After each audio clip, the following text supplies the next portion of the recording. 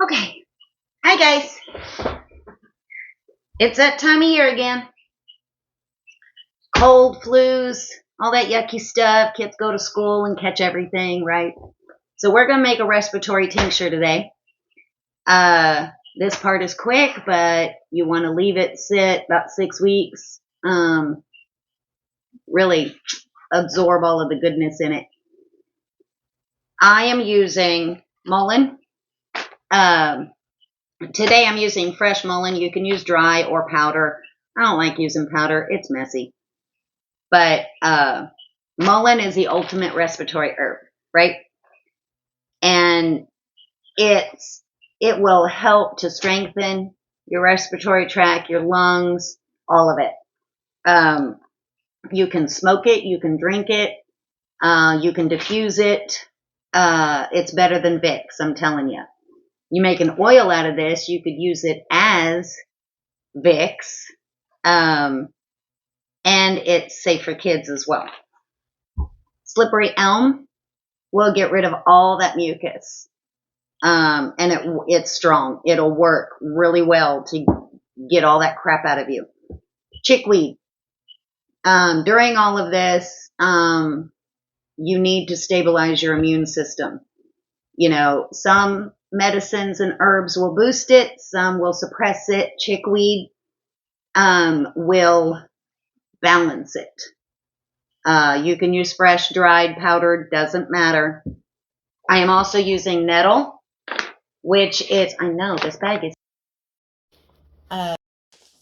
using Nettle. No, it's like nature's Benadryl.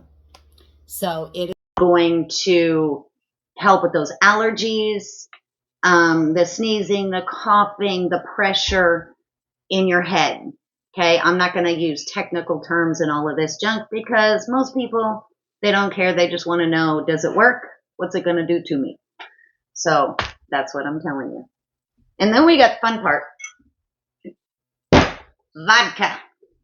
Okay, when you make a tincture, you really want 90 proof or above.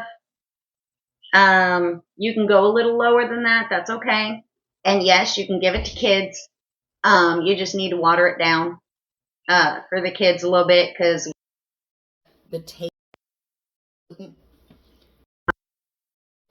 A little dropper of alcohol is not going to kill your kid, I promise. I was raised on whiskey on my gums for toothaches when I was teething. I did the same with my kid. Okay, so I got these 2 little jars, and I am a pinch cook. Always have been. Always, always, always have been. I basically do this by sight. You can measure it out if you want. And I make a mess. That's okay. Okay. I am not filling the jar with this stuff, right? Because you want it to have room for all that goodness, because you'll need to shake it up periodically. I do it about every other day. Some herbalists will tell you do it every day. Okay. Because of the size of my jars, I'm going to do basically 1 heaping spoon. So I guess this would probably be like tablespoon plus a teaspoon maybe. Literally, I'm a pinch cook. I don't care. Okay. Slippery elm. Now this is a powder that I've got, and it clumps. So you literally don't need a whole lot of this for it to work, right? So for this little plastic spoon, you know, it's not quite full. The spoon's a little over half full.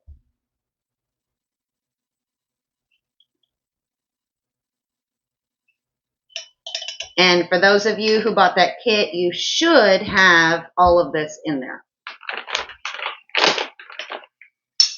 Now, the nettle, I'm doing a full one. You can literally use this for every type of cold out there. Okay? And this will help. Don't pack it down. Let it be loose.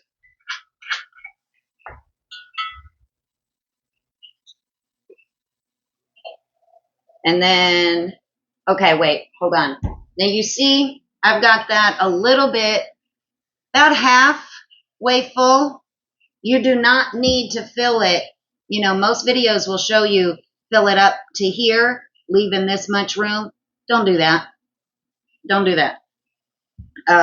You want to leave a good amount of room for that alcohol so that the contents can be moved around and not clump up in there. That way when you shake it, you can get, the alcohol has the ability to soak up everything from every part. If you pack it too tight, you're wasting it. So we're going to fill this little sucker up to that line, not to the top, right there. And you see all that right there? It gives you room.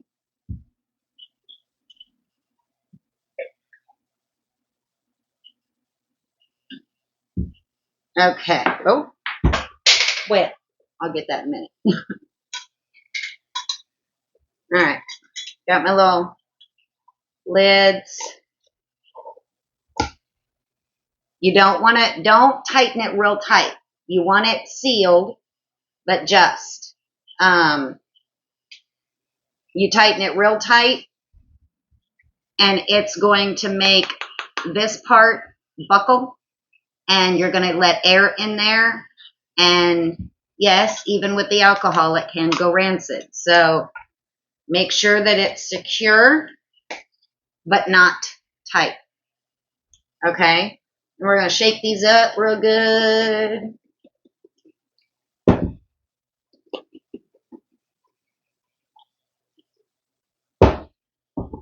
And then you label them. Now, I haven't made my labels yet. I'll do that in a minute. When you do your label, you need to make sure you don't want to just put respiratory tincture. You want to put the ingredients on there. Because there are some people that are allergic to certain things. So you definitely want to make sure you have the ingredients on there. You can name it, give it some kind of fun name, Breathe Be Well, whatever. Put your name on it, put your ingredients, and then any warnings that come with these ingredients, you need to add on here. Like if it's not good for pregnant women or it's not meant for children, you could even put child safe.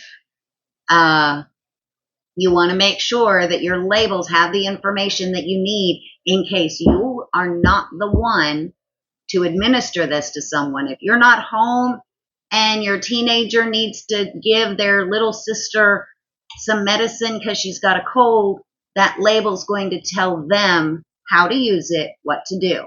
You also need to put the dosage on there. If you have to use 2 labels, a big label, whatever, do that. But just you want whoever touches this to know what they're doing. So be safe. This is going to sit in a dark place in the back of my counter, or not counter, my shelf, for about 6 weeks. Every other day I'm going to go in there and we'll shake these suckers up. When it's done, I'm going to take cheesecloth over my glass pitcher and I'm going to strain these out and squeezing out as much of the liquid as I can. And then I'm going to put them in dropper bottles and label the dropper bottles exactly the way I did these. And then they'll keep for 2, 3, 4 years, depending on how often you open it. And if it's not sealed properly, even alcohol will go bad. So make sure you seal everything properly. All right? Y'all have a blessed day.